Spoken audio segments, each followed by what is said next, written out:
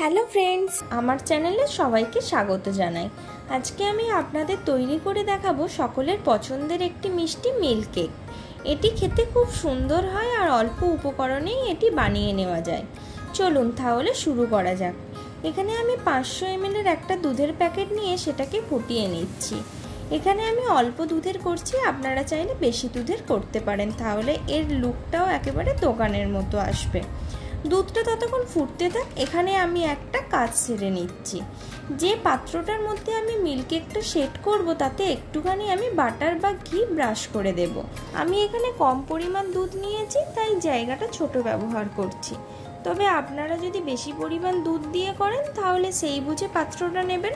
এখন দুধটা ভালো করে ফুটে গেছে। এবারে আমি 1 চামচ লেবুর রস দিয়ে মিডিয়াম ফ্লেমে ক্রমাগত নাড়তে থাকছি। এরপর এতে অ্যাড করছি 1/2 চা চামচ এলাচের গুঁড়ো।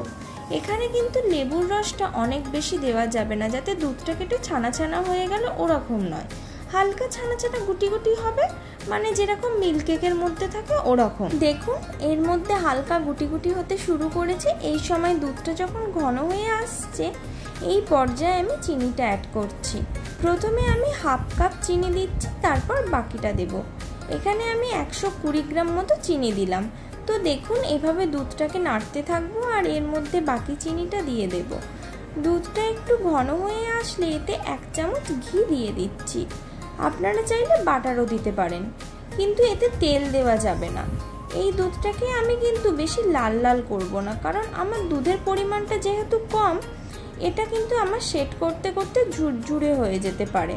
তো সেই জন্য আমি এটাকে একটু ময়েশ্চার থাকতে থাকতে নামিয়ে দিচ্ছি। দোকানে কিন্তু ওরা অনেক দুধ দিয়ে করে আর কম জায়গার মধ্যে এটা সেট করতে দেয়। তারপর ওটা যখন সেট হতে থাকে তখন কিন্তু ওর মধ্যে কুকিং প্রসেসটা চলতে থাকে। এই জন্য ওটার মধ্যে একটা সুন্দর কালার আসে। আর আপনারাও যদি চান পুরোপুরি ওরকম কালার আসুক, সেক্ষেত্রে কিন্তু আপনাদের দুধের পরিমাণটা বাড়াতে হবে। এটা একটু সেট করে দিচ্ছি। এবার এটাতে ঢাকা দিয়ে দিচ্ছি যাতে এর গরমটা তাড়াতাড়ি বেরিয়ে না যায়, তাহলে এর মধ্যে একটা সুন্দর কালার আসবে। তো এটাকে আমি ওভারনাইট রেখে দিচ্ছি। তো দেখুন এটা আমার ঠান্ডাও হয়ে গেছে। এটাকে এবার উল্টে দিয়ে আমি পিস পিস করে কেটে নিচ্ছি আর এর উপর একটু আমন্ড কুচি দিয়ে সার্ভ করছি। তো আমার আজকের এই ভিডিওটা যদি আপনাদের কাছে ভালো লেগে থাকে তাহলে একটা লাইক করবেন আর এরকম রেসিপি পেতে আমার চ্যানেলটিকে সাবস্ক্রাইব করবেন।